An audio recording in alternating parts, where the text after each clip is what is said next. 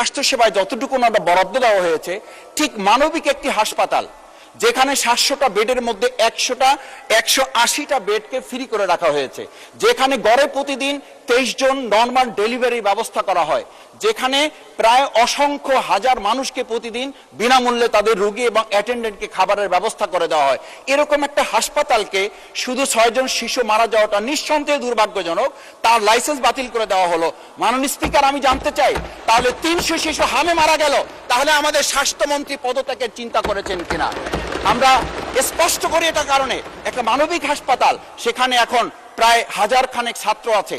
আমরা অত্যন্ত দুর্ভাগ্য বশত লক্ষ্য করছি যেখানে বহির্বিশ্বের সাথে আমাদের সম্পর্কের এটা একটা মাধ্যম, সেখানে প্রায় 247 জন বিদেশি ছাত্রছাত্রী শিক্ষার্থীরা আছেন, তারা দাঁড়ে দাঁড়ে ঘুরছেন। এটা বাংলাদেশের সম্পর্কে ধারণা ভালো হচ্ছে না, বিদেশে আমাদের সম্পর্কে মেসেজ ভালো যাচ্ছে না, এমনকি তারা দেখা করার সুযোগ পর্যন্ত পাচ্ছে না। সচিব মহোদয় সুযোগ দিচ্ছেন না, ডিজি মহোদয়ের কাছে সুযোগ পাওয়া যাচ্ছে না, স্বাস্থ্যমন্ত্রী সুযোগ দিচ্ছে না। এই শিক্ষার্থীদের কোথায় গিয়ে তারা দাঁড়াবে, সেই জায়গাগুলো আমাদের নির্ধারণ করা উচিত। আমরা শিক্ষার ব্যাপারে বলেছি, শিক্ষা আমরা অগ্রাধিকার নির্ধারণ করেছি।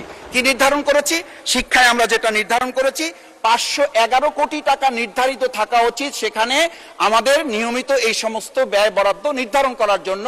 কিন্তু আমরা লক্ষ্য করছি এই সরকারের কাছে এখন সেখানে মাত্র 86 কোটি টাকা থাকার কারণে তারা নিয়মিত বেতন পর্যন্ত পরিশোধ করার সুযোগ পাচ্ছেন না। তাহলে আমরা অগ্রাধিকার ভিত্তিতে এগিয়ে যাচ্ছি নাকি আমরা চিংড়ি মাছের মতো লাভ দিচ্ছি কিন্তু পিছনের দিকে যাচ্ছি? মাননীয় স্পিকার, সেটা আমাদেরকে ভাবতে হবে। সেই জায়গাটা আমরা শিক্ষামন্ত্রী মহোদয়ের দৃষ্টি আকর্ষণ করি নাই।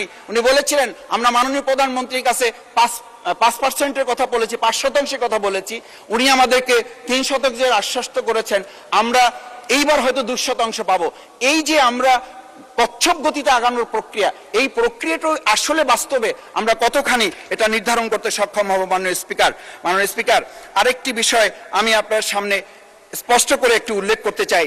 আমাদের এই যে বর্তমান বাজেট ব্যবস্থাপনায় আমরা যেটা রেখেছি যে আমাদের এমপিভুক্ত 2 লাখ শিক্ষক, এই এমপিভুক্ত শিক্ষকদের ব্যাপারে শুনেছি মে মাসের বেতন এখন পর্যন্ত তাদেরকে দেওয়া যায় নাই। আমরা সুখবরের কথা শুনি, কিন্তু সুখবর তো ইতিমধ্যে তাদের পরিবার পরিচালনা সহ তাদের জীবন তো প্রায় অতিষ্ঠ অবস্থা, শুধু না জীবন তাদের মুমূর্ষ অবস্থায় পৌঁছে গেছে। একটা পরিবার তার মায়ের চিকিৎসা করতে পারছে না, তার সন্তানদের ভরণ পোষণের ব্যবস্থা তারা গ্রহণ করতে পারছে না। সেই জায়গাগুলো আমার বোধহয় আমাদের বাজেটে যেভাবে আলোচনা হওয়ার কথা ছিল সেই আলোচনাটা আমরা নিতে পারি নাই। মাননীয় স্পিকার, আমি এবার আমার দক্ষিণ অঞ্চলের কয়েকটা বিষয় আপনার মাধ্যমে উপস্থাপন করতে চাই। আমাদের বাজেটে যেটা একেবারেই গ্যাপ হয়েছে বলে মনে হয়েছে, আমরা বিগত সরকারের সময় শুনেছি আমাদের পদ্মা সেতু হয়েছে, হোক 15,000 কোটি টাকার সেতু, আমাদের অন্তত 45,000 কোটিতে হয়েছে।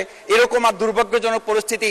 আবার বড় যে প্রকল্পের কথা আমরা বলবো, আমরা তো সেই সিঁদুরে ভয় পাওয়া মানুষ, আমরা তো এইসব ভয় পাই যে বড় বড় মেগা প্রজেক্ট হবে, বড় বড় মেগা দুর্নীতি হবে।